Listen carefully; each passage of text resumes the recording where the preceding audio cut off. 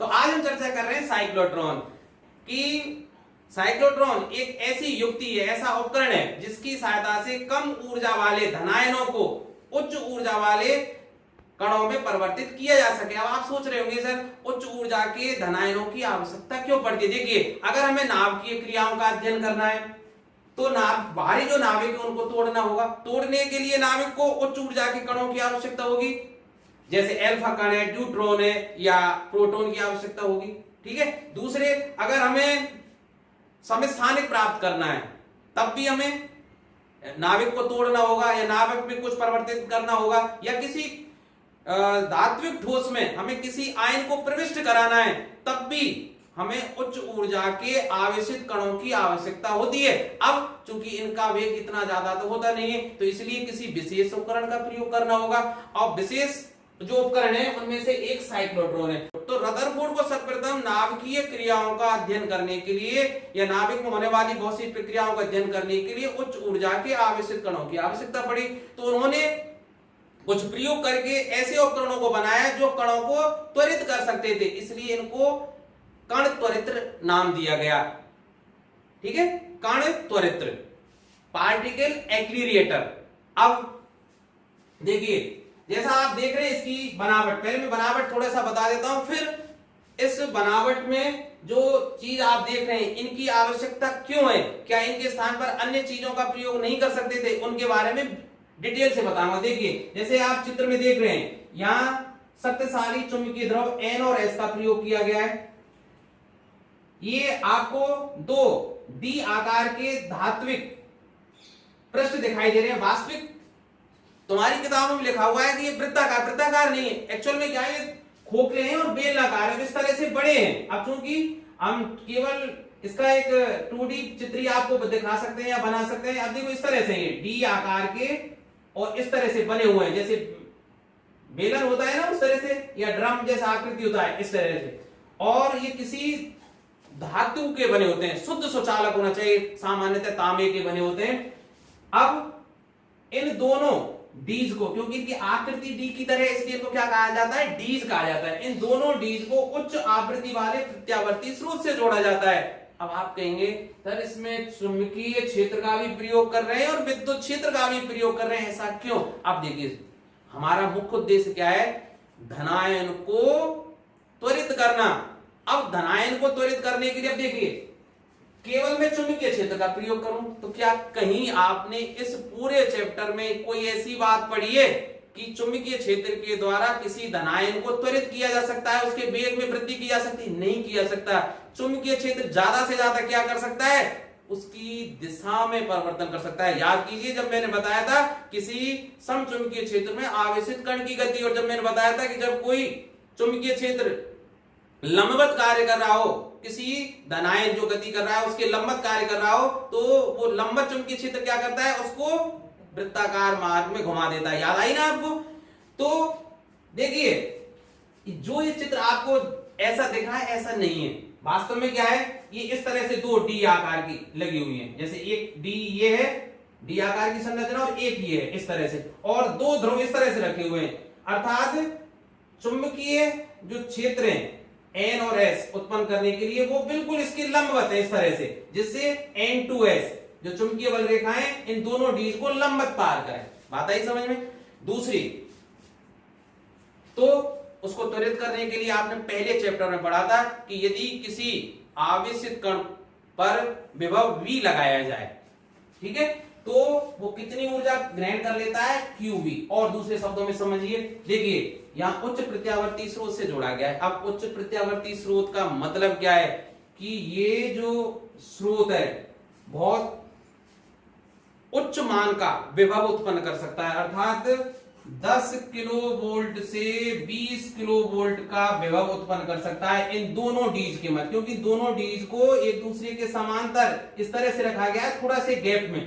ठीक है, इनके जो व्यासीय सिरे आप देख रहे हैं वो एक दूसरे के समांतर है और थोड़े से गैप पर रखे हुए हैं। तो इन दोनों डीज के मध्य कितना विभव उत्पन्न कर सकता है, 10⁴ वोल्ट कोटि का, बहुत ज्यादा विभव उत्पन्न कर सकता। दूसरा क्या है कि इसकी जो आवृत्ति, उच्च आवृत्ति आप सोच रहे हैं, ये इसकी फ्रीक्वेंसी कितनी हो सकती है, 10⁷ हर्ट्ज तक, या यूं कहें 10 मेगा हर्ट्ज से 20 मेगा हर्ट्ज तक की ये आवृत्ति। आपने सर आवृत्ति, अरे हमारे घरों में जो प्रत्यावर्ती धारा आ रही है उसकी आवृत्ति कितनी है? 50 से 55 हर्ट्ज है। तो ये तो बहुत ज्यादा हुई। इसका मतलब अब इसका अर्थ समझिए कि ये जो प्रत्यावर्ती का मतलब बदलना ही होता है। ये जो करंट सोर्स है या विभव स्रोत है वो क्या करता है? बहुत तेजी से प्लस माइनस अर्थात एक बार ये डी प्लस में होगा और ये माइनस में, ऐसे ही तो होता है भाई, ये कभी प्लस में होगा कभी ये माइनस में होगा, और एक सेकंड में कितना बदल सकता है ये? 10 की घात 7, मतलब लाखों बार, एक सेकंड में लाखों बार चेंज होगा इसकी ध्रुवता। ये प्लस फिर ये माइनस, फिर माइनस हो जाएगा और ये प्लस हो जाएगा। ठीक है, इस तरह से ये ध्रुवता इतनी तेजी से बदलती है। तो आप सोचिए ये उपकरण कितने कमाल का है, कितनी तेजी से इसकी आवृत्ति बदलती है। अब आप कहेंगे सर इससे क्या होगा? देखिए किसी क्षण सोचिए ये प्लस है और ये माइनस है, तो आप देखेंगे कि इलेक्ट्रिक फील्ड कैसे उत्पन्न होगा? इस तरह से, ऐसे होगा ना, इस तरह से उत्पन्न होगा। और कितना जो, अब आप जानते हैं कि अगर विद्युत क्षेत्र E है उसमें Q आवेश वाला कण अगर जाए तो वो कितना बल लगेगा? F बराबर QE, अर्थात जैसे ये प्लस है और ये माइनस, तो जैसे ही जो आयन है इन दोनों डीज के बीच में आएगा तो उस पर D1 से D2 की ओर एक बल लगेगा। कितना बल लगेगा? F बराबर QE। अब मैं पूरी तरह आपको दोबारा से समझाऊंगा, पहले सुन लीजिए आप। अब इस बल के कारण वो धनावेशित कण त्वरित भी होगा। त्वरण का मान आप जानते हैं F बराबर ma होता है, तो ma बराबर QE। तो कितना एक्सीलरेशन अर्थात कितना त्वरण उसमें उत्पन्न होगा? A बराबर QE बाई m। अब हम जानते हैं किसी भी आवेशित कण के लिए Q बटे m, तो ये कांस्टेंट राशि है। E इलेक्ट्रिक फील्ड है, तो अर्थात जितना इलेक्ट्रिक फील्ड उत्पन्न होगा इन दोनों डीज के बीच में उतना ही वो अधिक त्वरित होगा, और त्वरित अधिक होगा तो उसके वेग में वृद्धि होगी, और वेग में वृद्धि होगी तो आपको याद आ ही गया होगा जब मैंने आवेशित कण की गति को पढ़ाया था, है ना, जब वृत्ताकार मार्ग में गति कर रहा था तो पथ की त्रिज्या किसके समानुपाती बताया था मैंने? वेग के समानुपाती। जैसे जैसे कण का वेग बढ़ेगा उसके पथ की त्रिज्या भी बढ़ती जाएगी।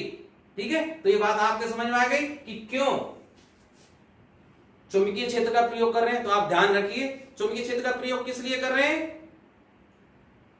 वृत्ताकार मार्ग में घुमाने के लिए। ठीक है, दूसरा इलेक्ट्रिक फील्ड का प्रयोग क्यों कर रहे हैं? कण को त्वरित करने के लिए। चुंबकीय क्षेत्र कैसा है? लंबवत, अर्थात जिस मार्ग में वो गति करेगा कण प्रवेश करेगा उसके लंबवत लगाया जाएगा। अब आप कहेंगे सर घुमाने की जरूरत कहां थी? जब त्वरित तो उच्च आवृत्ति स्रोत से ही कर सकते थे हम उसको, तो उसको घुमाने की क्या आवश्यकता थी? चुंबकीय क्षेत्र क्यों लगाया? अब आप सोचिए भाई कि त्वरण जैसे ये स्रोत था भाई, देखो दोबारा से सुन लीजिए, ये क्या है जो बीच में आप देख रहे हैं S, ये क्या है? धनायन का स्रोत है। जैसे ही धनायन इसमें से निकलेगा, पॉजिटिवली चार्ज आयन इसमें से निकलेगा, किसी क्षण अगर ये प्लस है और ये माइनस है तो इधर को त्वरित होगा। तो आप सोचिए कि ये तो बहुत छोटे से गैप में लग रहा है, अल्प समय के लिए तो वेग में वृद्धि बहुत कम होगी। क्यों होगी भाई? न्यूटन की गति का नियम याद कीजिए ना, v बराबर क्या होता है? u plus at। u तो यहाँ 0 है प्रारंभ में। अब इसका मतलब वेग किस पर निर्भर करता है? समय पर भी निर्भर करता है भाई। जितने ज्यादा समय तक त्वरण कार्य करेगा उतनी ही ज्यादा उसकी वेग में वृद्धि होगी। अब समय की बात करें तो एक और समीकरण देखिए, तृतीय समीकरण v स्क्वायर बराबर u स्क्वायर प्लस 2as। इसको तो जाने दीजिए क्योंकि u बराबर तो 0 है। जितनी अधिक दूरी तक लगेगा उतना ही उसका वेग ज्यादा प्राप्त होगा। तो आप सोचिए ये तो बहुत कम दूरी है, तो इससे तो कम वेग में वृद्धि होगी। हमें तो बहुत उच्च वेग के धनायन प्राप्त करने हैं भाई, तो उसके लिए बहुत समय तक, लंबे समय तक कण पर ये विद्युत क्षेत्र कार्य करता रहे। तो इसके लिए भाई अब आप कह सकते हैं सर लंबा उपकरण बनाइए, 1 किलोमीटर लंबा एक उपकरण बना दीजिए। बिल्कुल सही कहा आपने, पर ये बात नहीं सोची कि ये D यहां है और ये D2 कहां होगी? 1 किलोमीटर दूर। तो देखिए ये प्लस प्लेट है, ये माइनस प्लेट है। अगर ये दूर ज्यादा होंगे तो क्या इलेक्ट्रिक फील्ड कम नहीं हो जाएगा इनके बीच में? क्योंकि हम जानते हैं इलेक्ट्रिक फील्ड है ना दूरी के हिसाब से क्या होता है, कम होता है। तो अगर इन प्लेटों को हम दूर कर दें, किस चक्कर में, कि अधिक समय तक ये इस पर इलेक्ट्रिक फील्ड लग सके, तो भाई इलेक्ट्रिक फील्ड की तीव्रता कम हो जाएगी, तो फिर भी वो त्वरित नहीं होगा।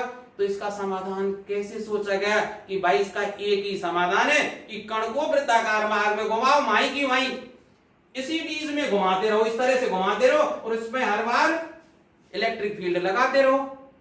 अब उसको उसी मार्ग में घुमाने के लिए, वृत्तीय मार्ग में घुमाने के लिए किसकी जरूरत पड़ती है, लंबवत चुंबकीय क्षेत्र की। इसलिए कण के पथ के लंबवत चुंबकीय क्षेत्र लगाया जाता है। ठीक है, तो आई समझ में चुंबकीय क्षेत्र क्यों इस्तेमाल किया गया और लंबवत क्यों इस्तेमाल किया गया। उस आवेशित कण को वृत्तीय पथ में हमें घुमाना है और अधिक समय तक घुमाना है, जिससे वो हर बार कुछ ऊर्जा ग्रहण करके त्वरित होता रहे। अब विस्तार से मैं आपको समझाऊंगा और मुझे आशा है अगर आपने पूरा वीडियो देखा तो साइक्लोट्रॉन पूरी तरह से समझ में आ जाएगा, क्योंकि ये बातें बहुत जरूरी थी। आप ये मत सोचना कि यार ये क्यों बताया, सीधे सीधे साइक्लोट्रॉन क्यों नहीं पढ़ाया, क्योंकि अगर मैं सीधे सीधे साइक्लोट्रॉन पढ़ाता आपके समझ में नहीं आता। तो मैं बोर्ड को साफ करके बनावट आपको पूरा बताता हूं। तो देखिए हम दोबारा से शुरू करते हैं। तो एक प्रश्न ये भी उठ सकता है और कि भाई साइक्लोट्रॉन के खोजकर्ता कौन थे। तो ये साइक्लोट्रॉन का जो निर्माण किया था E.O. लॉरेंस और लिविंगस्टोन। तो देखो मैं नाम लिख देता हूं, E.O. लॉरेंस और दूसरे वैज्ञानिक थे लिविंगस्टोन।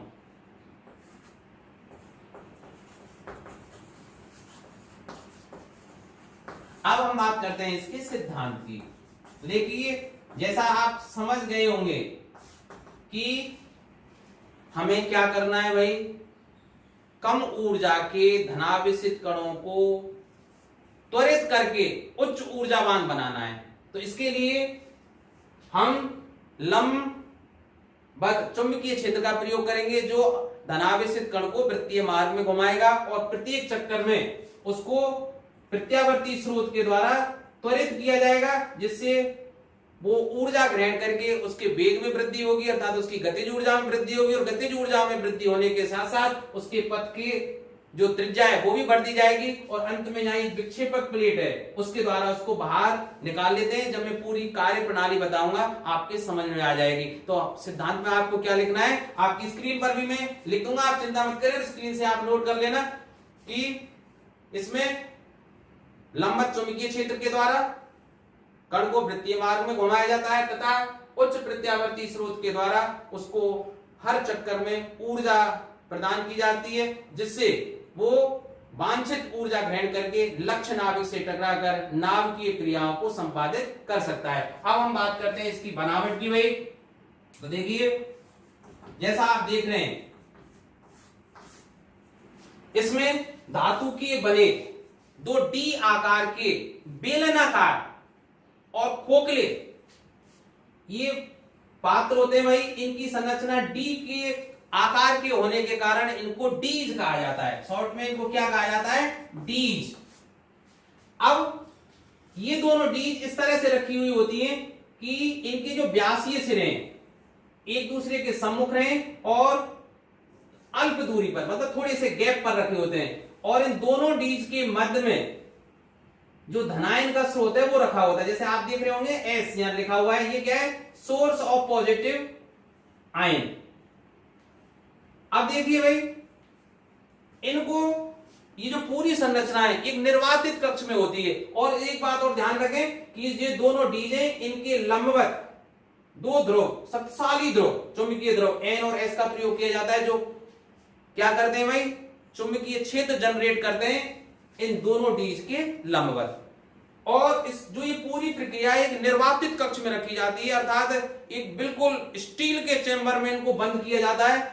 अब आप कहेंगे सर इसको स्टील के चेंबर में बंद क्यों किया जाता है और अंदर निर्वात क्यों रखा जाता है। अरे भाई हमें उस धनायन के वेग में वृद्धि करनी है, गतिज ऊर्जा में वृद्धि करनी है, और अगर हवा के कण मौजूद है तो वो धनायन हवा के कणों से टक्कर करके अपनी ऊर्जा खोता रहेगा और हमें वांछित गति के या वांछित मतलब ऊर्जा के कण प्राप्त नहीं हो पाएंगे। इसलिए कि ये पूरा जो उपकरण है निर्वातित कक्ष में बंद किया जाता है और दूसरे शब्दों में कहें कि इसके अंदर का दाब 10⁻⁻⁶ mm पारे के दाब के बराबर रखा जाता है। अब देखिए इसकी कार्य प्रणाली। तो देखिए जैसे ही इस धनायन स्रोत से धनावेशित कण बाहर आता है इन दोनों डीज के गैप में, तो मान लीजिए उस समय उच्च आवृत्ति प्रत्यावर्ती स्रोत के कारण D1 नेगेटिव विभव पर है और D2 पॉजिटिव विभव पर है।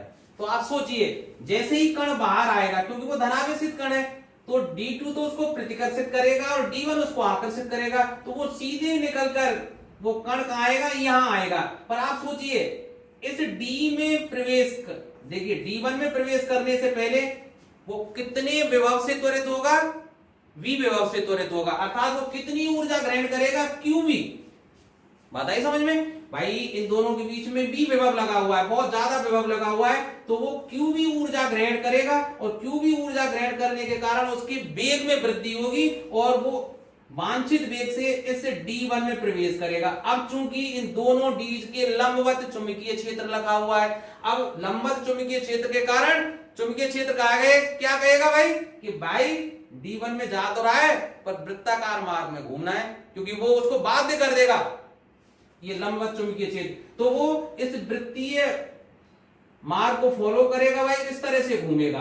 अब आप सोच रहे होंगे सर क्या इस D1 में जब वो कण यहां से यहां तक गति करके आएगा, वृत्ताकार मार्ग में घूमेगा, क्या उस समय उसके वेग में वृद्धि नहीं होगी? नहीं होगी। आपने पहले चैप्टर में पढ़ा था कि भाई किसी धात्विक खोखले गोले के अंदर या पृष्ठ के अंदर विद्युत क्षेत्र का मान 0 होता है। अब यहाँ विद्युत क्षेत्र ही नहीं है, D1 के अंदर नहीं है, D2 के अंदर नहीं है, तो जब D1 के अंदर वो गति करेगा यहां से लेके यहां तक, तो उस पर कोई बल ही नहीं लगेगा, विद्युत क्षेत्र ही नहीं है तो कोई बल नहीं लगेगा, बल नहीं लगेगा तो उसके वेग में वृद्धि नहीं होगी। अर्थात जितना वेग उसने इस जगह पर प्राप्त कर लिया था उसी वेग से गति करता हुआ वो यहां आएगा, और जैसे ही वो इस D1 को पार करके इस गैप में आएगा उसी समय उच्च जो प्रत्यावर्ती स्रोत है इसकी फ्रीक्वेंसी को ऐसे सेट किया जाता है कि उसकी ध्रुवता बदल जाएगी, अर्थात जैसे ही वो बाहर आएगा ये नेगेटिव हो जाएगी और ये पॉजिटिव हो जाएगी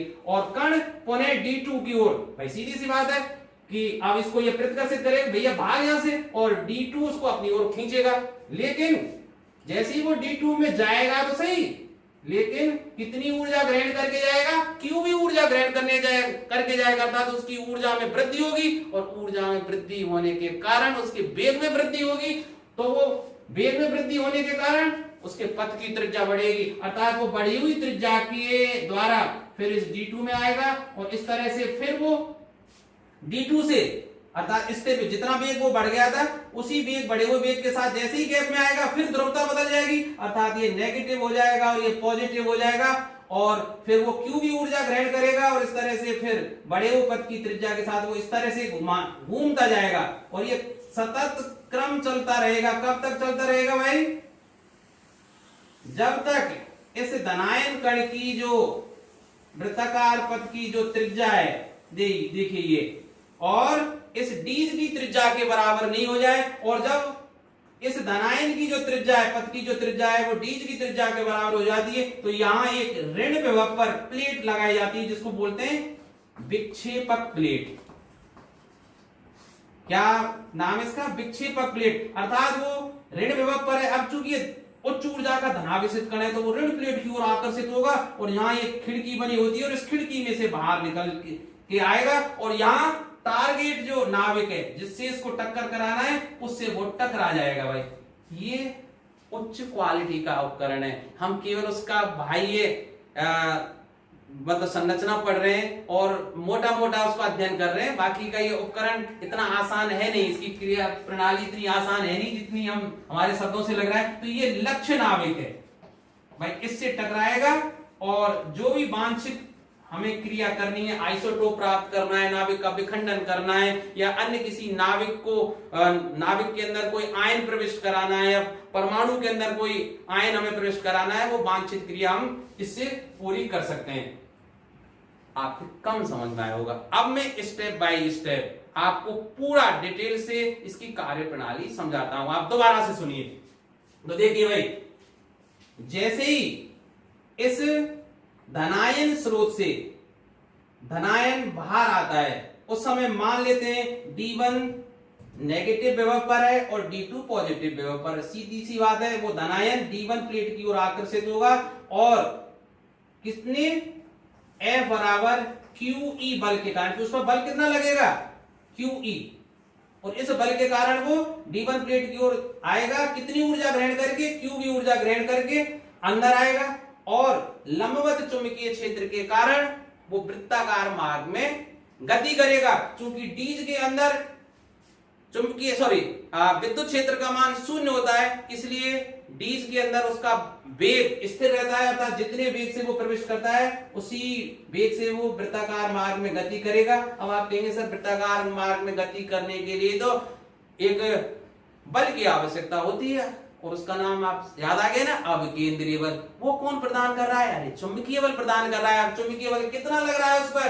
आप जानते हैं QB sin थीटा, आपको याद है ना, QB क्रॉस B आ गया ना। और इसको कैसे लिख सकता हूं? QBB sin theta. अब आपको पता है sin थीटा, थीटा कितना है?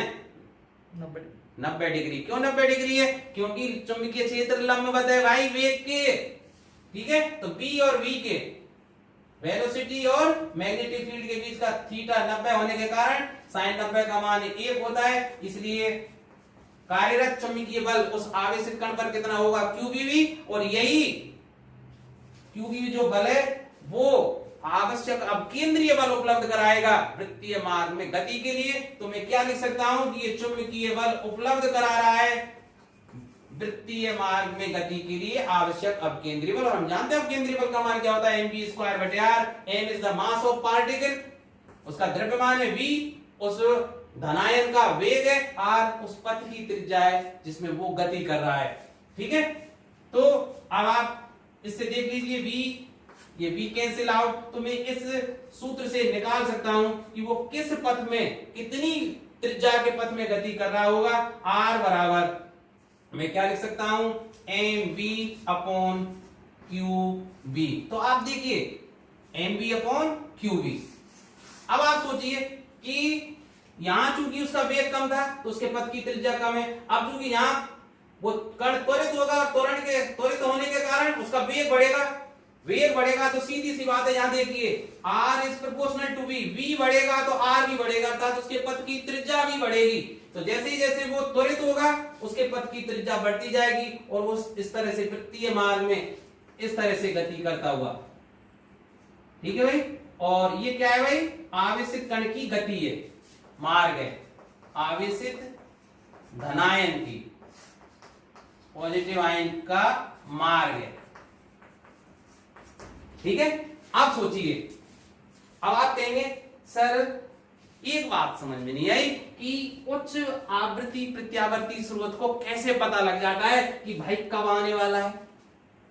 अब आपके दिमाग में ये बात आई होगी ना कि भाई जैसे ही वो D1 से D2 में या D2 से D1 में प्रवेश करता है तो गैप में आना पड़ेगा, और उसी समय डीज की ध्रुवता बदलती है, अर्थात जो पॉजिटिव प्लेट थी वो नेगेटिव हो जाती है, नेगेटिव पॉजिटिव हो जाती है। तो इसको कैसे पता चला भाई? ये साइंटिफिक सूत्र है। आप सोचिए, देखिए अब मैं निकाल के बता रहा हूं ना आपको, चिंता की बात क्या है। तो देखिए मान लेते हैं वो अर्धवृत्त पूर्ण करके, नहीं देखो यहीं धनावेशित कण यहां अर्धवृत्त पूर्ण करके यहां जैसे आता है, तो एक चक्कर में लगे समय को तो हम आवर्त काल बोलते हैं, टाइम पीरियड या परिक्रमण काल कहते हैं। तो अर्ध चक्र में अर्धावर्त काल, तो अर्धावर्त काल को हम ज्ञात कर सकते हैं। अर्धावर्त काल को कैसे ज्ञात कर सकते हैं भाई? तो t बराबर, अब समय बराबर क्या होता है? दूरी बटे 4। तो देखो दूरी कितना तय कर रहा है वो? अर्धवृत्त, और अर्धवृत्त का मतलब आदि परिधि पाई r, और उसका वेग कितना है? v। अब देखिए आर का मान यहां से रख दीजिए भाई, तो देखिए पाई बटे वी और आर का मान में इस समीकरण 1 से रख देता हूं एम बी बटे क्यू बी, ठीक है, B is cancel with B, तो ये हो जाएगा पाई एम बटे क्यू बी। अब यहां से आपको बहुत महत्वपूर्ण सूत्र निकलने जा रहा है भाई, देखिए इसको मैं कैसे लिख सकता हूं, पाई बटे बी और कोष्टक में क्यू बटे एम लिख सकता हूं ना मैं, इस m को मैं नीचे ले आया, q बटे m, देखो पाई बटे b और q बटे m। अब देखिए जो भी धनावेशित कण है उसका निश्चित आवेश होगा और उसका द्रव्यमान भी निश्चित होता है। जैसे आपके मैं प्रोटॉन की बात करूं, माना मैं प्रोटॉन को ही मैं उच्च ऊर्जा के कणों में बदलना चाह रहा हूं, तो प्रोटॉन का आपको पता है द्रव्यमान कितना होता है 1.67 10 की पावर -27 किलोग्राम, ठीक है, और उसका आवेश भी पता है हमें कितना होता है 1.6 10 की पावर -19, तो इससे q बाई m निकाल सकते हैं ना, तो ये तो q है, ये उसका m है, तो हर पार्टिकल के लिए, हर धनायन के लिए q बटे m का मान निश्चित है। पाई का मान आप जानते हैं 3.14, b एप्लाइड मैग्नेटिक फोर्स अर्थात उस पर कितना चुंबकीय बल लगा रहे हैं वो भी हमें पता है। तो आप सोचिए सर इस सूत्र में कौन सी विशेषता है, अरे ध्यान से देखिए ना, आवर्तकाल अर्थात इस अर्धवृत्त को पार करने में लगा समय किस पर निर्भर नहीं कर रहा है, कण के वेग पर। कहीं वेग है क्या इसमें वेग नहीं है, कण के वेग पर निर्भर नहीं कर रहा है, इसका मतलब कण कितने भी वेग से आए उसको अर्धवृत्त करने में समय वही लगेगा। आपके साथ ऐसा कैसे हो सकता है, ज्यादा वेग से तो कम समय में आ जाएगा, अरे क्यों आएगा, यहां वेग कम है तो उसको दूरी भी तो कम तय कर रहा है क्योंकि उसकी पथ की त्रिज्या कम है, और वेग बढ़ रहा है, वेग बढ़ा है तो उसके पथ की त्रिज्या भी तो बढ़ रही है, इसलिए वो जब एक चक्कर पूरा करके D1 से D2 में या D2 से D1 में आएगा उसके द्वारा लिया गया समय निश्चित रहेगा, और ये इस आधार पर गणना करके इस उच्च आवृत्ति प्रत्यावर्ती स्रोत की फ्रीक्वेंसी सेट की जाती है, आवृत्ति को सेट किया जाता है, ये तभी तो इसका नाम अंग्रेजी में ऑसिलेटर है, हाई फ्रीक्वेंसी ऑसिलेटर, अर्थात ऐसा उपकरण जो प्रत्यावर्ती विभव लगा सके बहुत ज्यादा आवृत्ति पर। मैं बताया था ना कितनी आवृत्ति अप्लाई कर सकता है, 10⁷ हर्ट्ज तक, और बहुत तेजी से प्रक्रिया होती है, फटाफट किट किट किट किट, ये धन ऋण धन ऋण ऋण धन धन, तो फटाफट तेजी से काम होता है, बहुत तेजी से, 1 सेकंड में लाखों बार होता है, ठीक है, और इसको सेट इस सूत्र के आधार पर किया जाता है, तो हम उस आवृत्ति को भी ज्ञात कर सकते हैं कि भाई वो आवृत्ति क्या होगी। तो इसके लिए मैं बोर्ड, अब देखिए जो सूत्र निकाला था हमने कि अर्ध आवर्त काल में अर्थात 1d को पार करने में समय हमेशा कितना लगता है, पाई m बटे क्यूबी, अर्थात ये जो समय है ना तो पथ की त्रिज्या पर निर्भर कर रहा है ना आवेशित कण के वेग पर निर्भर कर रहा है, इसका मतलब चाहे पथ की त्रिज्या कितनी भी हो या कण का वेग कितना भी हो, वो निश्चित समय में ही गैप D1 को पार करके D2 में जब जैसे प्रवेश करेगा अर्थात इस गैप में आएगा, तो गैप में आने का समय वो हमेशा कैसा रहेगा, स्थिर रहेगा, और इस आधार पर ही इस उच्च आवृत्ति प्रत्यावर्ती स्रोत की या ऑसिलेटर की फ्रीक्वेंसी को निर्धारित किया जा सकता है। हम कण का कोणीय वेग भी इससे ज्ञात कर सकते हैं। हम जानते हैं कि कोणीय वेग कितना होता है, ओमेगा बराबर होता है 2π/T। T यहाँ आवर्तकाल है, तो देखिए फुल डी में पूरा चक्कर में लगा समय कितना हो जाएगा भाई, 1d में इतना है, और तो दोनों डी में कितना हो जाएगा इसका डबल, तो परिक्रमण काल कहें आवर्त काल कहें वो कितना हो जाएगा 2πm बटे क्यूबी। अब आप कहेंगे सर ये इन दोनों डीज के बीच में गैप भी तो शामिल है, अरे तो वो पूरा चक्कर लगा रहा है और वो गैप भी बहुत अल्प होता है, ठीक है, इसलिए इस छोटी दूरी को हम नगण्य मान सकते हैं। तो 2π/T अब इस आधार पर निकाल लीजिए, देखिए 2π/T, T का मान रख दीजिए 2πm और QB ऊपर चला जाएगा, 2π कैंसिल तो 2π बच जाएगा QB/m। तो ये क्या है, उस कण की कोणीय आवृत्ति हो जाएगी। इस कोणीय आवृत्ति, और अब देखिए इस समीकरण में इसको नाम दे देता हूं 2। चलिए अब देखिए कण घूम के अर्थात इस कण की कोणीय आवृत्ति मुझे पता चल गई। अब जो ये एप्लाइड एसी वोल्टेज है उसकी फ्रीक्वेंसी भी हम निकाल सकते हैं, और वो आप जानते हैं वो कितना है, सूत्र आपने पढ़ा होगा, ओमेगा बराबर 2 पाई एफ। तो ये फ्रीक्वेंसी हम निकाल सकते हैं। देखो फ्रीक्वेंसी को या तो एफ से व्यक्त करते हैं या एक और प्रतीक है न्यू। ठीक है, तो आपका मन करे उससे व्यक्त कर लेना। तो एफ और न्यू की बजाय मैं एफ से व्यक्त कर रहा हूं, तो एफ बराबर निकाल सकते हैं ओमेगा अपॉन 2 पाई। ठीक है, तो ओमेगा का मान कितना है भाई, क्यू बी, और upon 2 pi, Q B by M है, तो ये हो जाएगा 2 पाई एम। और ये समीकरण 3। तो देखिए अप्लाइड जो फ्रीक्वेंसी वाला वोल्टेज है उसको उसके द्वारा आरोपित जो प्रत्यावर्ती स्रोत है और उसका जो वोल्टेज है उसकी जो फ्रीक्वेंसी है और ये जो फ्रीक्वेंसी है एक दूसरे के बराबर होनी चाहिए। ठीक है, और यही क्या है, इसकी आवश्यक शर्त भी कहलाती है। अब हम याद करेंगे भाई कि वो उस पथ में लगातार चक्कर लगा रहा है। कब तक चक्कर लगा रहा है, जब तक उसके पथ की त्रिज्या इन डीज की त्रिज्या के बराबर नहीं हो जाती। तो इन सब चक्करों में उसके द्वारा अर्जित अधिकतम ऊर्जा कितनी होती है। तो अब मैं बात करता हूं कण के द्वारा अर्जित अधिकतम ऊर्जा की। तो देखिए कण द्वारा अर्जित अधिकतम ऊर्जा, अब हम जानते हैं कि ऊर्जा का मान, उसकी जो काइनेटिक एनर्जी का जो मान होगा ई के बराबर होगा हाफ एम बी स्क्वायर। ऐसे ही ना। अब देखिए आप थोड़ा सा सोचिए, कण द्वारा अधिकतम ऊर्जा कब गेन होगी भाई। देखिए चक्कर लगाता हुआ उसके वेग में वृद्धि हो जाएगी। हर चक्कर में वो क्यूबी ऊर्जा ग्रहण कर रहा है। पूरे चक्कर में 2 क्यूबी, क्योंकि यहाँ क्यूबी और यहाँ क्यूबी। एक चक्कर में 2 बार डी को पार करता है, वो गैप को पार करता है, और हर बार उसको कितनी ऊर्जा मिलती है, क्यूबी। तो अब देखिए, तो दोनों चक्करों में या पूरे चक्कर में अर्जित ऊर्जा 2 क्यूबी हो जाएगी, पर हर चक्कर में ऊर्जा ग्रहण कर रहा है और उसके वेग में वृद्धि हो रही है। और कब तक वेग में वृद्धि होती रहेगी, जब तक उसके पथ की त्रिज्या डीज की त्रिज्या के बराबर नहीं हो जाए। तो मान लेता हूं भाई मैं कि डीज की त्रिज्या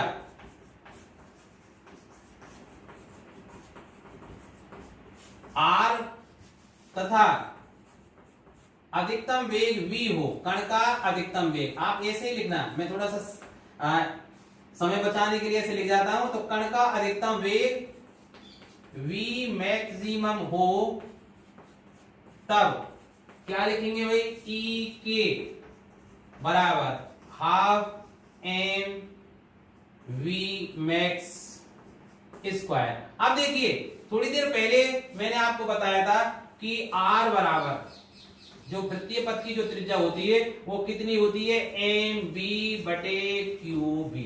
यही बताया था ना। तो यहां से v का मान निकाल सकते हैं। v का मान क्या होगा, क्यू बी आर बटे एम। तो देखिए यहां रख दीजिए, तो ई के बराबर हाफ एम वी मैक्स का, तो v का मान देखिए यहां से लिख रहे हैं हम क्यू बी, और देखिए r इस समय क्या है, कैपिटल आर के बराबर, डीज की त्रिज्या के बराबर। तो इस आर की बजाय कैपिटल आर आप लिखोगे, क्योंकि v और क्या लिखना है हमें, बटे एम भी लिखना है। तो इसका क्या कर देंगे हम, वर्ग, क्योंकि v मैक्स का क्या है, वर्ग है। तो देखिए स्क्वायर होने के कारण ये m से इसका स्क्वायर कट जाएगा, तो e के बराबर कितना रह जाएगा, 1/2 m रह जाए, कट जाएगा भाई m से m स्क्वायर, तो रह जाएगा q square b square r square बटे m। ये समीकरण आप डाल लेना, जैसे 3 या 4 जो भी 4 हो जाएगा शायद। ठीक है, अब ये कण द्वारा अधिकतम ऊर्जा का, अगर आपको न्यूमेरिकल सॉल्व करते समय डीज की त्रिज्या दी गई हो, अप्लाइड मैग्नेटिक फील्ड अर्थात आरोपित जो चुंबकीय क्षेत्र है उसका मान दिया गया हो, और अल्फा कण है तो आप आवेश जानते ही हैं, प्रोटॉन है तो आवेश जानते ही हैं, उनका द्रव्यमान निकाल के हम उसके द्वारा अर्जित अधिकतम ऊर्जा का मान ज्ञात कर सकते हैं। ऐसा भी हो सकता है कि आपको फ्रीक्वेंसी दी गई हो, आवृत्ति दी गई हो, तब अभी मैंने आपको एक सूत्र बताया था कि F बराबर, ठीक है, कितना होता है, Q B by 2 pi N, ये होता है ना। तो अब देखिए क्यू बी के स्थान पर, क्यू बी के स्थान पर क्या लिख सकता हूं भाई मैं, 2πmf यही होगा ना भाई। QB के स्थान पर क्या लिख सकता हूं 2πmf। तो यहां आप लिख दीजिए। तो देखिए इसको कैसे लिख सकता हूं E के बराबर 1/2m और Q स्क्वायर B स्क्वायर, इसका मतलब इसका वर्ग। तो कितना हो जाएगा भाई 4π square m square f square बटे वो 2m तो लिखा हुआ है और ये r स्क्वायर।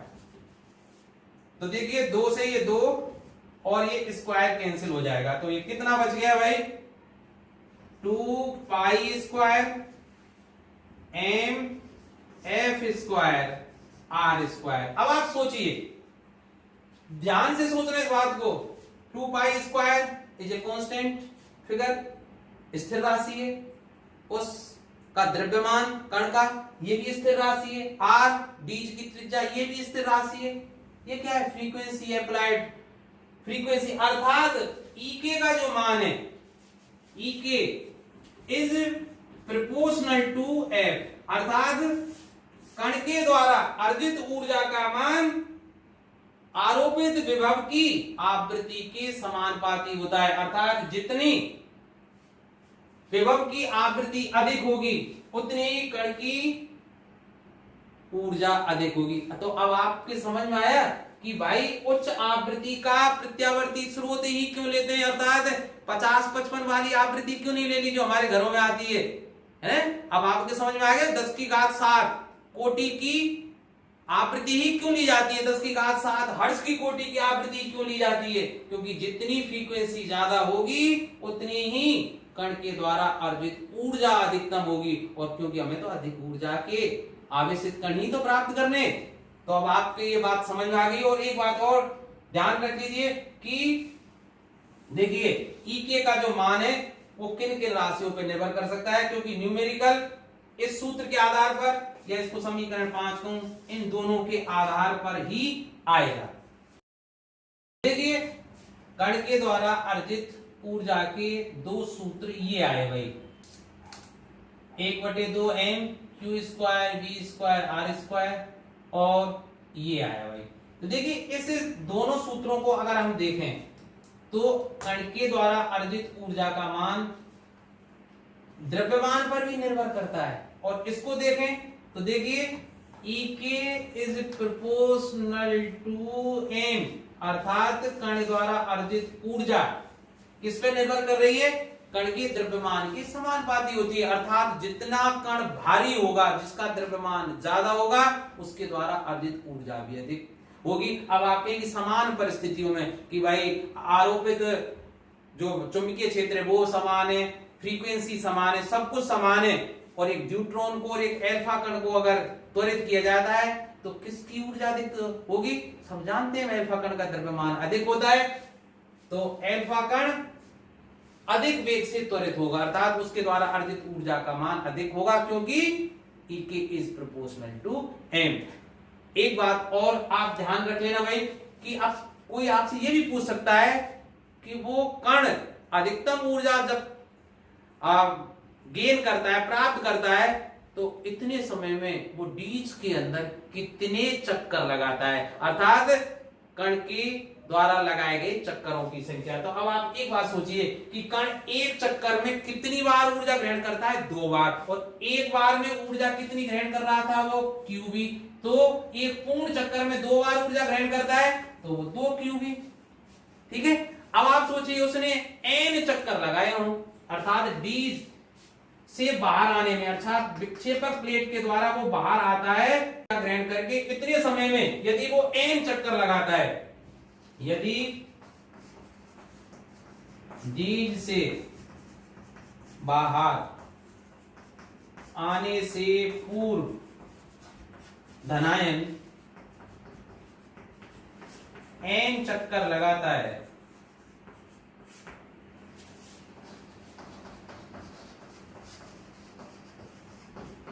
तो n चक्करों में उसके द्वारा अर्जित अधिकतम ऊर्जा कितनी होगी भाई, अधिकतम ऊर्जा। भाई एक चक्कर में कितनी ऊर्जा ग्रहण कर रहा है? 2qv। तो n चक्करों में 2n/qv ऊर्जा ग्रहण करेगा। अब ये समीकरण 6। अब समीकरण 4 और 6 बराबर होंगे ना भाई, क्योंकि ये क्या है? अर्जित ऊर्जा का ही तो मान है। तो देखिए इन समीकरण 4 और 6 को मैं इक्वेट कर देता हूं, बराबर कर देता हूं। तो देखिए क्या हो जाएगा कि 2n/qv बराबर किसके होगा? 1/2 m q square b square r square के। तो यहां से मैं n का मान ज्ञात कर सकता हूं। तो n बराबर क्या होगा कि भाई ये देखिए दोनों ये नीचे आएंगे और नीचे आएंगे तो 2 दूनी 4 हो जाएगा भाई, 4m/qv। m/qv ये नीचे आ जाएंगे और ऊपर आ जाएगा q square b square r square. तो देखिए ये कैंसिल हो जाएगा तो कितना हो जाएगा? 1/4m q और ये 4m और ये v रह जाएगा और q b स्क्वायर और r स्क्वायर। ये समीकरण 7। तो इस समीकरण 7 की सहायता से डीज में आने से पूर्व उस धनायन द्वारा लगाए गए चक्करों की जो संख्या है वो भी ज्ञात की जा सकती है। अब चर्चा करते हैं साइक्लोट्रॉन की सीमाएं, लिमिटेशंस ऑफ साइक्लोट्रॉन। सबसे बड़ा इसका जो इसकी सबसे बड़ी कमी है वो है कि साइक्लोट्रॉन के द्वारा केवल आवेशित कणों को ही त्वरित किया जा सकता है। आप कहेंगे सर तो इसमें आश्चर्य की क्या बात? अरे भाई आवेशित कण को ही त्वरित कर सकते हैं तो न्यूट्रॉन को कैसे आप त्वरित करोगे? अर्थात सबसे बड़ी कमी क्या है? इसके द्वारा केवल आवेशित कणों को ही त्वरित किया जा सकता है। न्यूट्रॉन जैसे अनावेशित कणों को इसके द्वारा त्वरित नहीं किया जा सकता। दूसरे शब्दों में कहें, इसके द्वारा केवल और केवल भारी धनावेशित कणों जैसे ड्यूट्रॉन, अल्फा कण, प्रोटॉन आदि को ही त्वरित किया जा सकता है। तीसरी जो सबसे बड़ी कमी क्या है कि इसके द्वारा इलेक्ट्रॉन को भी त्वरित नहीं किया जा सकता। अब आप कहेंगे सर इलेक्ट्रॉन को क्यों नहीं? भाई सीधी सी बात है, इलेक्ट्रॉन का द्रव्यमान होता है बहुत कम। तो इलेक्ट्रॉन जैसे ही बीज के अंदर चक्कर लगाएगा थोड़ी सी देर में उसका वेग इतना बढ़ जाएगा कि उसका वेग लगभग प्रकाश के वेग के बराबर हो जाता है। तो आप कहेंगे सर ये तो बहुत अच्छी बात है, प्रकाश के वेग के बराबर हो गया अर्थात इलेक्ट्रॉन की बहुत ज्यादा ऊर्जा हो गई। बंधु यही समस्या खड़ी हो जाती है। न्यूटन का जो सापेक्ष जो सिद्धांत है वो क्या कहता है कि m बराबर m0 √1 - v square upon c square. तो जैसे जैसे अब यहां देखिए जैसे जैसे वेग का मान बढ़ता जाएगा और वो सीधे सीधे प्रकाश के वेग के समीप पहुंचेगा उस कण का द्रव्यमान एकदम से बढ़ जाएगा। और जब कण का द्रव्यमान बढ़ जाएगा तो आप कहेंगे सर इससे क्या फर्क? अरे बहुत फर्क पड़ेगा। कण का द्रव्यमान बढ़ते ही उसके द्वारा d में जो आने का समय है और जो फ्रीक्वेंसी है, जो एक टाइम भी होनी चाहिए कि जैसे ही कण d के मध्य में आए वैसे ही दोनों d की द्रव्यता बदलनी चाहिए, वो नहीं बढ़ेगा। क्योंकि आप याद करो ना ओमेगा बराबर क्या था? कोणीय आवृत्ति क्या थी?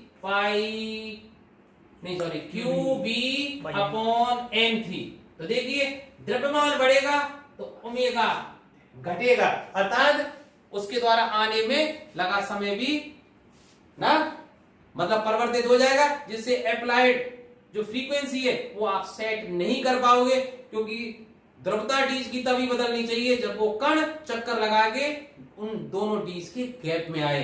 अब एक आंकिक प्रश्न, एक साइक्लोट्रॉन में डी की त्रिज्या 30 सेंटीमीटर है। यदि 20 मेगाहर्ट्ज आवृत्ति और 1500 वोल्ट आयाम की रेडियो फ्रीक्वेंसी से ड्यूट्रॉन को त्वरित किया जाए तो हमें तीन चीजें इसमें ज्ञात करनी है भाई। ड्यूट्रॉन द्वारा प्राप्त अधिकतम वेग और जब निर्गत होगा ड्यूट्रॉन और उसके द्वारा अर्जित अधिकतम ऊर्जा का मान, और निर्गत होने से पूर्व वो डीज में कितने चक्कर लगाता है उन चक्करों की संख्या भी पूछ रहा है। तो देखिए मैं इसमें सबसे पहले निर्गत न्यूट्रॉन की ऊर्जा निकालना चाहूंगा। अब आप कहेंगे सर निर्गत ऊर्जा क्यों, वेग क्यों नहीं निकाल रहे हैं? क्योंकि वेग का सूत्र भी हमें मालूम है भाई। इसके निकालने से हमारा काम और सरल हो जाएगा। कैसे सरल हो जाएगा, चलिए करके देखते हैं, आपके बहुत अच्छी तरह से समझ में आएगा। लेकिन उससे पहले इस प्रश्न में क्या दिया गया है उनको हम एक एक करके लिख लेते हैं। तो देखिए डीज की त्रिज्या, हम जानते हैं डीज की त्रिज्या को किससे व्यक्त करते हैं, आर से। आर कितनी है भाई, 30 सेंटीमीटर। तो सेंटीमीटर की बजाय मैं मीटर बना लेता हूं, तो 10 की घात -2 का गुणा कर दिया, तो डीज की त्रिज्या हो गई 30 गुणा 10 की घात -2 मीटर। इसके अलावा एप्लाइड जो फ्रीक्वेंसी है एफ, वो कितनी है, 20 मेगाहर्ट्ज, अर्थात 20 गुणा 10 की घात 6 हर्ट्ज। ठीक है, कितना वोल्टेज अप्लाइड किया जा रहा है, अप्लाइड वोल्टेज V अगर काम में आता है, कैपिटल V है भाई, ध्यान रखना, स्मॉल v हम वेग के लिए व्यक्त कर रहे हैं, और वो कितना है भाई, 1500 वोल्ट।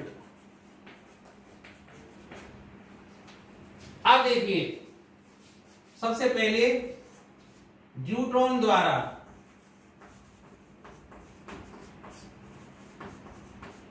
अर्जित अधिकतम ऊर्जा। तो अब वो सूत्र आप याद कीजिए जिसमें F आता हो। तो अभी बताया था ना हमने कि 2 पाई स्क्वायर एफ स्क्वायर और m भी रह गया, 2 pi square F square m और r स्क्वायर, ये था ना। अब देखिए इसमें आप मान रखिए, तो E के बराबर 2 पाई स्क्वायर 3.14 का वर्ग एफ स्क्वायर, और एफ का मान ये है ही हमारे पास, तो 20 गुणा 10 की घात 6 का वर्ग कीजिए। फिर m, अब मास ऑफ न्यूट्रॉन। अब हम जानते हैं न्यूट्रॉन का जो द्रव्यमान है प्रोटॉन के द्रव्यमान का दुगना होता है, और प्रोटॉन का द्रव्यमान आप जानते हैं ये कितना होता है, 1.67 10⁻27 किलोग्राम। इसका डबल कीजिए, 2 का गुणा कर दें, तो मास ऑफ न्यूट्रॉन md जिसको बोल सकता हूं वो कितना हो जाएगा, इसका गुणा करेंगे तो 3.34 के लगभग हो जाएगा, तो 3.34 गुणा 10 की घात -27 किलोग्राम। तो m के स्थान पर क्या लिख देता हूं भाई, 3.34 गुणा 10 की घात -27, और r स्क्वायर, और r के स्थान पर लिख देता हूं 30 गुणा 10 की घात -2, और इसका भी होल स्क्वायर। ये हो गया ना भाई। अब इसको सरल के इतने जूल, मैं इसको क्या कह सकता हूं, इतने जूल। अब देखिए चूंकि ऊर्जा को प्राय हम इलेक्ट्रॉन वोल्ट में व्यक्त करते हैं, और आप जानते हैं कि जूल को इलेक्ट्रॉन वोल्ट में परिवर्तित करने के लिए 1.6 × 10⁻⁻19 का भाग दे देते हैं। तो इसी को मैं कैसे लिख सकता हूं भाई, E के बराबर, तो देखिए 2 गुणा 3.14 का वर्ग गुणा, इसको लिख सकता हूं मैं 400 गुणा 10 की घात 12, और ये 3.34 गुणा 10 की घात -27, और ये हो जाएंगे 900 गुणा 10 की घात -4 बटे इसको 1.6 गुणा 10 की घात -19 कर दूंगा, तो ये हो जाएंगे इलेक्ट्रॉन वोल्ट। ठीक है, और इसको थोड़ा सॉल्व आप कर लेना, क्योंकि सॉल्व करने में टाइम ज्यादा लगेगा। तो ये कितना आ जाएगा भाई, हाँ, तो देखिए E के बराबर 14.82 गुणा 10 की घात 6 इलेक्ट्रॉन वोल्ट आएगा। आप इसको सॉल्व कर लेना है ना। अब चूंकि 10 की घात 6 को हम क्या बोलते हैं, मेगा, इसलिए इसको क्या लिख सकता हूं, 14.82 मेगा इलेक्ट्रॉन वोल्ट। तो ये क्या हो गया भाई, न्यूट्रॉन के द्वारा डी से बाहर आते समय, अर्थात लक्ष्य नाभिक से टकराने से पूर्व अर्जित ऊर्जा का अधिकतम मान है। अब मैं क्या निकाल सकता हूं भाई, अब पहली बात पर आ जाइए, न्यूट्रॉन द्वारा प्राप्त अंतिम वेग। अब देखिए कैसे सरल कर सकते हैं, क्योंकि हम जानते हैं भाई नंबर 1 पर पहले आ रहे हैं, ये नंबर 2 था। ठीक है, तो हम जानते हैं E के बराबर क्या होता है, ½ m वी मैक्स स्क्वायर, यही है ना। तो देखिए मुझे वी मैक्स स्क्वायर चाहिए, तो मैं क्या लिख सकता हूं, वी मैक्स स्क्वायर बराबर कितना होगा, 2e के अपॉन m। तो देखिए 2 गुणा, अब देखिए फिर इसको मुझे क्या किसमें लिखना पड़ेगा, जूल में। अब देखिए ई के का मान आप 14.82 मेगा इलेक्ट्रॉन वोल्ट नहीं लिख सकते भाई, क्योंकि ये तो हमें जूल में ही लिखनी पड़ेगी। तो ये जूल वाली जो लाइन थी ना, ई के बराबर ये जो लाइन चल रही है, इसको सरल अगर हम करते तो ये आता 23.71 गुणा 10 की घात -13 जूल। ठीक है, इसको आप सरल करके देखेंगे तो इतना आता। तो ध्यान रखना भाई, जूल वाली लाइन को लिखेंगे तो ई के का मान जो, आप इसको सोल्व कर लेना भाई, ये जो लिखा हुआ है।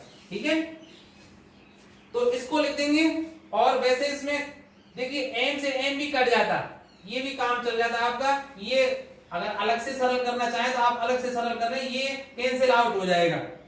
ठीक है, तो आप सीधे सीधे भी सरल कर सकते हैं, या फिर ऐसा सरल कर लीजिए कि 2 गुणा ई के का मान को लिख दीजिए 23.71 गुणा 10 की घात -13 बटे m। और m का मान कितना है, ये लिखा हुआ है मास ऑफ प्रोटॉन 3.34 गुणा 10 की घात -27 किलोग्राम। और इसको सरल कीजिए और उसका वर्गमूल हम जब निकालेंगे तो वो आ जाएगा लगभग कितना है भाई, हाँ, तो V मैक्स इसका वर्गमूल लेने पर आएगा भाई, और वो आ जाएगा 3.37 गुणा, हाँ ये 7 बता रहे हैं भाई सॉल्व करने वाले।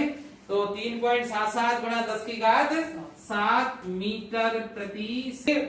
न्यूट्रॉन के द्वारा अर्जित वेग का मान ये आ गया भाई। आप सीधे सीधे यहाँ भी ई के का मान ऐसे लिख के और बटे एम की जगह 3.34 गुणा 10 की घात -27 जो न्यूट्रॉन का द्रव्यमान है उसको लिख के ये कैंसिल आउट हो जाती। और सीधे सीधे 2 गुणा 3.14 का वर्ग गुणा 20 गुणा 10 की घात 6 का वर्ग और 30 गुणा 10 की घात -2 का वर्ग करके और सीधे सीधे उसका वर्गमूल निकाल देते, और तब कितना आ जाता, 3.77 गुणा 10 की घात 7 मीटर प्रति सेकंड। अब देखिए तीसरे पायदान पर हम पहुंचते हैं। तीसरे में क्या पूछ रहा है कि निर्गत होने से पूर्व न्यूट्रॉन द्वारा लगाए गए चक्करों की संख्या। हम जानते हैं कि एक चक्कर में न्यूट्रॉन कितनी ऊर्जा ग्रहण करता है, 2qv। तो n चक्करों में उसके द्वारा अर्जित अधिकतम ऊर्जा का मान क्या होता है, E के बराबर 2nqv। तो ये 2nqv का मान कितने के बराबर होगा भाई, हाँ इसको सीधे सीधे लिख देते हैं कि E के बराबर हम जानते हैं 2nqv। तो n बराबर सीधे सीधे हम निकाल सकते हैं, n बराबर E के अर्थात उसकी ऊर्जा बटे 2qv। तो देखिए अब यहां E के का मान कितना रखेंगे भाई,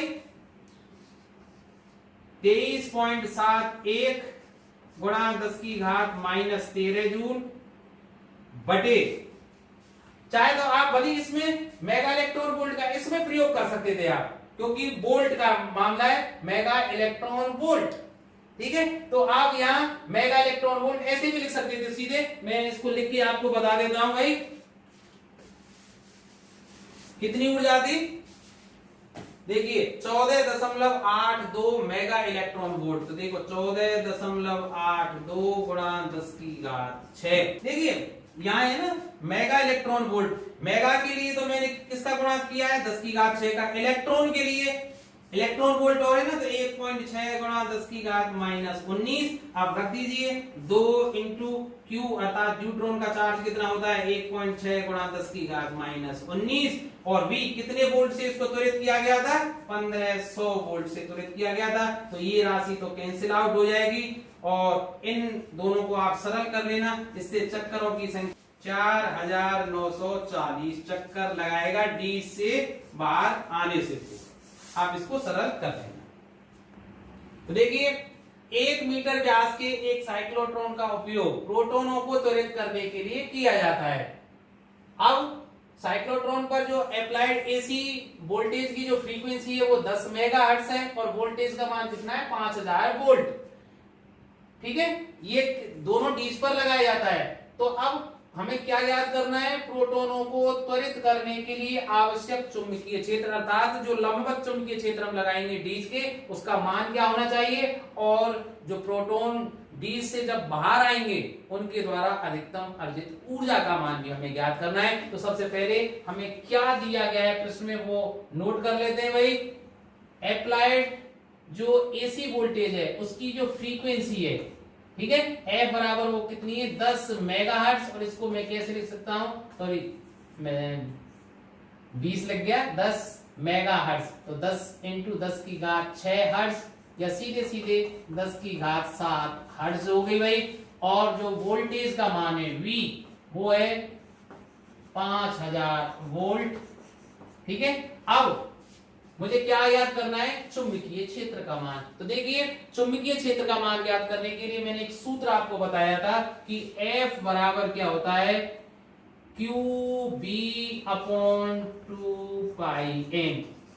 आप चाहें तो वीडियो को थोड़ा रिवर्स करके आप देख लें कि F बराबर क्या होता है, अप्लाइड जो वोल्टेज होती है उसकी जो फ्रीक्वेंसी होती है वो QB बाई 2πm होती है। तो इसके द्वारा मुझे B का मान अर्थात चुंबकीय क्षेत्र का मान ज्ञात करना है। तो देखिए B बराबर हो जाएगा 2πmF बटे Q, इसमें मान रख दीजिए। तो देखिए 2 गुणा 3.14। अब देखिए प्रोटॉन का जो द्रव्यमान है, आपको पता ही है मास किसका है, प्रोटॉन का। प्रोटॉन का द्रव्यमान हम जानते हैं 1.67 गुणा 10 की घात -27 किलोग्राम। F अप्लाइड फ्रीक्वेंसी कितनी है, 10 की घात 7 हर्ट्ज बटे Q मास, तो ये है ही वही, और Q अर्थात आवेश प्रोटॉन का, और आवेश प्रोटॉन हम जानते हैं इलेक्ट्रॉन के आवेश के बराबर होता है, केवल चिन्ह का अंतर होता है। तो ये 1.6 इंटू 10 की पावर -19, और इसको आप सरल कर लेना, ये आ जाएगा लगभग 0.655 टेस्ला। ठीक है, मुझे ये याद था, सॉल्व पहले करके देख लिया था भाई, तो ये 0.655 टेस्ला के बराबर आ जाएगा। अब देखिए यहां दूसरी चीज मुझे क्या निकालनी है, निर्गत प्रोटॉन की अधिकतम ऊर्जा, और अधिकतम ऊर्जा के लिए जो सूत्र था वो हम आपको बता ही चुके हैं, E के बराबर। अब हमें सूत्र कौन सा ढूंढना है, देखिए एक तो 1/2m Q square B square R square था, वो सूत्र था ना, उसका प्रयोग करें, या फ्रीक्वेंसी, देखो फ्रीक्वेंसी वाला करना है, तो वो सूत्र कौन सा है भाई, 2π square m F square R square, यही सूत्र है ना। अब देखिए यहां डीज की त्रिज्या दी गई है 1 मीटर, तो यहां अब रखिए मान इसमें 2 गुणा पाई का मान 3.14, तो इसका वर्ग into m mass of proton, और वो है 1.67 गुणा 10 की घात -27 F स्क्वायर अर्थात 10 की घात 7 का वर्ग इंटू R स्क्वायर, और R स्क्वायर कितनी, D 0.5, ये थोड़ी सी गलती है भाई, 0.5 लिखेंगे तो 0.5 का वर्ग, इसको लिख देता हूं भाई। जो D का जो त्रिज्या है R बराबर वो 1/2 या 0.5 मीटर, ठीक है। तो इसको आप सरल कर लेना, और सरल करने के बाद भाई कितना मान प्राप्त हुआ है इसका, ये हुआ है 8.23 गुणा 10 की घात -13 जूल, 8.23 गुणा 10 की घात -13 जूल प्राप्त हुआ है। और अगर इसको इलेक्ट्रॉन वोल्ट में आप बदलना चाहें तो इसमें भाग दे देना, 8.23 इंटू 10 की पावर -13 अपॉन 1.6 इंटू 10 की पावर -19 का। इससे हम इलेक्ट्रॉन वोल्ट में भी इसको लिख सकते हैं, और जितनी आ जाए उसको मेगा में आप बदल लेना, क्योंकि देखिए 10 की घात -19 ऊपर जाएंगे तो 10 की घात 6 बचेंगे, तो ये प्राप्त हो जाएगा 5.14 गुणा 10 की घात 6 और इलेक्ट्रॉन वोल्ट, और इसको हम 10 की घात 6 को क्या लिख सकते हैं, मेगा, तो ये 5.14 मेगा इलेक्ट्रॉन वोल्ट। इतनी ऊर्जा के प्रोटॉन उत्सर्जित होंगे।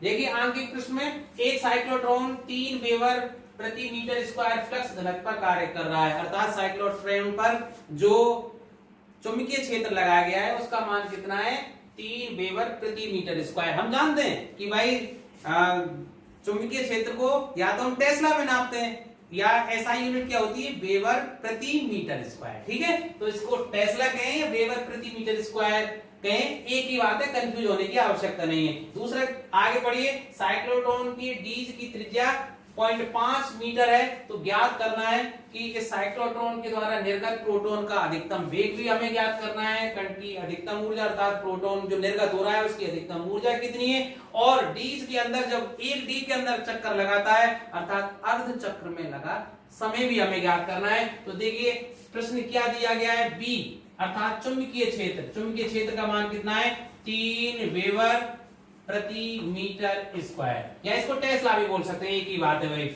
दूसरा डीज की जो त्रिज्या है वो 0.5 मीटर है, और हम जानते हैं कि भाई प्रोटॉन को हमें त्वरित करना है, तो प्रोटॉन का जो द्रव्यमान है, मास ऑफ प्रोटॉन, वो होता है 1.67 10 की पावर -27 किलोग्राम, और हम जानते हैं कि प्रोटॉन का जो आवेश होता है Q बराबर वो इलेक्ट्रॉन के आवेश अर्थात 1.6 गुणा 10 की घात -19 कूलाम के बराबर होता है, केवल चिन्ह का अंतर होता है। तो ठीक है, अब सबसे पहले हम निकालते हैं निर्गत प्रोटॉन का अधिकतम वेग। तो वेग के लिए सूत्र आप याद कीजिए कि जब मैं बता रहा था ना, देखो अगर भूल जाते तो आप निकाल सकते हैं कि चुंबकीय बल QBB आवश्यक अवकेंद्रीय बल प्रदान करता है वृत्तीय पथ में घूमने के लिए। तो देखिए V से ये V कैंसिल आउट, तो V का मान हम निकाल सकते हैं ना, तो V बराबर क्या हो जाएगा, QBR, QBR, ठीक है, QBR बटे M। तो देखिए V का मान यहां से निकाल सकते हैं। तो देखिए Vmax कब होती है, जब जो प्रोटॉन है या धनावेशित कण है उसके पथ की त्रिज्या डीज की त्रिज्या के बराबर होती है, तो उस समय कण का वेग अधिकतम होता है, इसलिए V मैक्सिमम किसने के बराबर होगा भाई, QBR, R क्या है, डीज की त्रिज्या बटे M। इसमें रख दीजिए भाई Q अर्थात आवेश 1.6 गुणा 10 की घात -19 कूलाम, D आपको पता ही है, ये लिखा हुआ 3, और R का मान कितना है 0.5 मीटर बटे M 1.67 गुणा 10 की घात -27। देखिए अब इसको सरल करना ज्यादा कठिन नहीं लग रहा होगा आपको। देखिए 1.67 लगभग इससे कैंसिल हो जाएगा, और 3 गुणा 0.5 करेंगे, 3 का आधा अर्थात 1.5, तो 1.5 ठीक है से थोड़ा कम आएगा, तो वो मैं लिख देता हूं, चलो 1.43 लिख देता हूं, आप कैलकुलेशन कर लेना इतना, और ये कितना हो जाएगा, 10 की घात -19 नीचे है, 27 ऊपर जाके प्लस का हो जाएगा, तो 10 की घात 8 मीटर प्रति सेकंड। इससे क्या निकला कि जब प्रोटॉन डीज से बाहर आएगा उस समय उसकी जो वेग है वो कितना होगा, बहुत ज्यादा है भाई, आपको लग इतना रहा होगा, आप इकाई ढाई सैकड़ा करके देख लीजिए कितना वेग है। तो चलिए अब दूसरी बात पर चलते हैं, तो निर्गत प्रोटॉन का अधिकतम वेग। अब देखिए दो रास्ते हैं आपको, कि वेग तो निकाल दिया मैं, सॉरी, अब निकालना है मुझे कण की गतिज ऊर्जा। तो कण की जो गतिज ऊर्जा होगी या अधिकतम ऊर्जा होगी वो कितनी होगी, ई के का मान हम दो तरीके से निकाल सकते हैं। एक तो ये सूत्र लगा दीजिए 1/2m Q square B square R square ऐसे करके, या फिर आप देखिए V मैक्सिमम आप निकाल चुके हैं तो ऐसे निकाल दीजिए ना सीधे सीधे, या तो इस सूत्र में मान रख दीजिए Q square B square R square बटे 2m, या फिर ऐसा कर लीजिए आप सीधे सीधे 1/2m V मैक्स स्क्वायर, एक ही बात है ना भाई। तो देखिए 1/2 m का मान हम जानते हैं 1.67 10 की पावर -27, ठीक है। V मैक्स स्क्वायर ये कितना आया भाई, इसका 1.43 गुणा 10 की घात 8, और इसका वर्ग कर देंगे। इसको सरल करेंगे हम तो देखिए इतने जूल आ जाएगी। और इसको भी अगर हम और सरल करना है तो आप ऐसे निकाल सकते हैं, ई के बराबर ये हो जाएगा भाई 1.67 10 की पावर माइनस 27 इंटू 1.43 इंटू 10 की पावर 8 इसका स्क्वायर बटे 2 ये है ही, और 1.6 गुणा 10 की घात माइनस 19 इतने इलेक्ट्रॉन वोल्ट आ जाएगा। और इसको अगर आप सरल करेंगे तो वो इतना आ जाएगा लगभग 108 गुणा 10 की घात 6 इलेक्ट्रॉन वोल्ट, और 10 की घात 6 की जगह मैं क्या लिख सकता हूं, मेगा इलेक्ट्रॉन वोल्ट। इसका मतलब कण की जो अधिकतम गतिज ऊर्जा होगी वो इतनी होगी, जो बहुत ज्यादा है। ठीक है, तो प्रोटॉन जो निर्गत होगा उस समय उसकी गतिज ऊर्जा कितनी होगी, 108 मेगा इलेक्ट्रॉन वोल्ट के। अब देखिए अर्धचक्र के लिए लगा समय, अर्थात 1 डी में जब वो पार करता है 1 डी को, तो उसमें कितना समय लग रहा है, तो आप देखिए जानते हैं आप नंबर 3 टी, अर्थात अर्धचक्र का समय अगर मैं लूं तो वो होता है समय बराबर दूरी बटे 4। तो देखो दूरी कितना है, वो पाई आर के, ठीक है, डीज की त्रिज्या में ले लेता हूं पाई आर। ठीक है, डीज की त्रिज्या अगर आर है तो अर्धचक्र अर्थात आधी परिधि पाई आर हो जाएगी। तो पाई आर बटे वी आपके पास है वी मैक्सिमम। क्यों वी मैक्सिमम कब लिखूंगा, जब त्रिज्या डीज की त्रिज्या के बराबर होगी, तो वेग भी उस समय मैक्सिमम लिखना पड़ेगा। तो देखिए 3.14 गुणा आर की जगह 0.5 और वी मैक्सिमम का मान मैं लिखूंगा कहां है, ये रहा 1.43 गुणा 10 की घात 8। और इसको अगर हम सरल करेंगे तो भाई वो कितना आ जाएगा भाई, तो ये लगभग आ जाएगा भाई 1.09 गुणा 10 की घात -8 सेकेंड, जो बहुत अल्प समय है।